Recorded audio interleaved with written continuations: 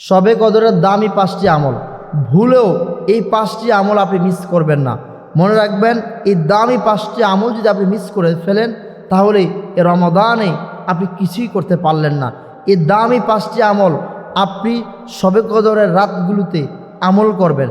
যদি এই রাতগুলোতে আপনি আমলটি করতে পারেন, আল্লাহ সুবহানাহু ওয়া তাআলা কাছে আপনি কল্যাণকামী হবেন এবং আপনার জীবনে আল্লাহ তাআলা বারাকা বাড়িয়ে দেবে ইনশাআল্লাহ। এবং এই রমাদান আপনার জন্য সফল হবে।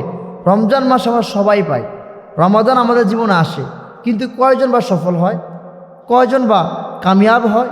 রমজান মাস তো আমরা আসি, সাহারি করি, ইফতার করি, ইফতার পার্টি হয়, অনেক কিছু হয়, কিন্তু প্রকৃতপক্ষে আমরা কয়জন বা সফলতা অর্জন করতে পারি? এই যে 5টি আমল আপনি ভুলও মিস করবেন না। 1 নাম্বার, শবে কদরে যাই হোক, রমজান মাসে অনেকে আমরা আছি বিভিন্ন কারণে, অজুহাতে, বিভিন্ন বাহানা দিয়ে রোজাগুলিকে ভেঙে ফেলেছি, কিন্তু ভুলও শবে কদরের দিনগুলো রোজা আপনি কখনো ভাঙবেন না। আপনি তো বাকি রোজাগুলো রাখবেনই, অবশ্যই রাখবেন, কিন্তু শবে কদরের রোজা হাজারো কষ্ট হলে প্রত্যেকটি রোজা আপনি রাখার চেষ্টা করবেন। 2 নাম্বার হচ্ছে, আপনি শবে কদরের রাতগুলোতে, বেজর রাতগুলোতে, শেষ দশকের এই রাতগুলোতে 1 টাকা হলো দান করবেন, মাত্র 1 টাকা হলো আপনি দান করবেন। মনে রাখবেন, এই রাতগুলোর মধ্যে যদি কোনো একটি দান আপনার শবে কদর রাত্রে হয়ে যায় তো আপনি তো কামিয়াব হয়ে গেলেন, আপনি সফল কাম হয়ে গেলেন।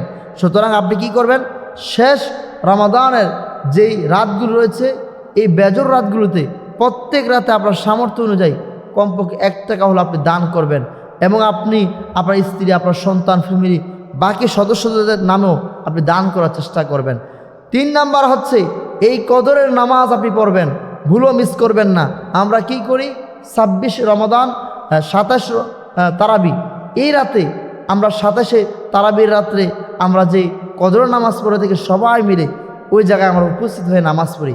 এখন আপনি কিভাবে বলবেন যে বাকির মধ্যে হয় নাই, কদর পড়ে নাই? সুতরাং আমাদেরকে কদরের রাতগুলোতে, শেষ রমাদানের রাতগুলোতে কদর তালাশ করে কদরের নামাজ অবশ্যই অবশ্যই পড়তে হবে, এটা আপনি পড়বেন। 4 নাম্বার, এই কদরের রাতগুলো খুবই বরকতময়, খুবই কল্যাণময়, ফজিলতময়। ইন্না আনজালনাহু ফি লাইলাতুল কদর ওয়া মা আদরাকা মা লাইলাতুল কদর।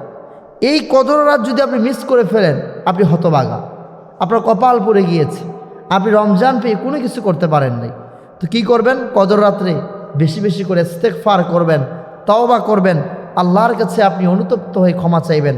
5 নাম্বার, সর্বশেষ, আপনি কদরের রাতগুলোতে আপনার জীবনের সমস্ত চাওয়া পাওয়া, সমস্ত আশা আকাঙ্ক্ষা আপনি আল্লাহর কাছে চেয়ে নেবেন। মনে রাখবেন, চেয়ে নিতে হয়, আল্লাহ আমাদেরকে দেওয়ার জন্য প্রস্তুত, কিন্তু আমরা চাইতে জানি না, এবং আল্লাহ যে আমাদেরকে দিবেন, যে আমরা যে পাবো, এই রাস্তাটা আমরা নিজেই পাপ করে, গুনাহ করে, আল্লাহর সাথে নাফরমানি করে বন্ধ করে ফেলেছি। তাহলে লাইলাতুল কদরের এই রাতগুলোতে আমরা 5টি আমল কখনো কোনো সময় ছাড়বো না ইনশাআল্লাহ।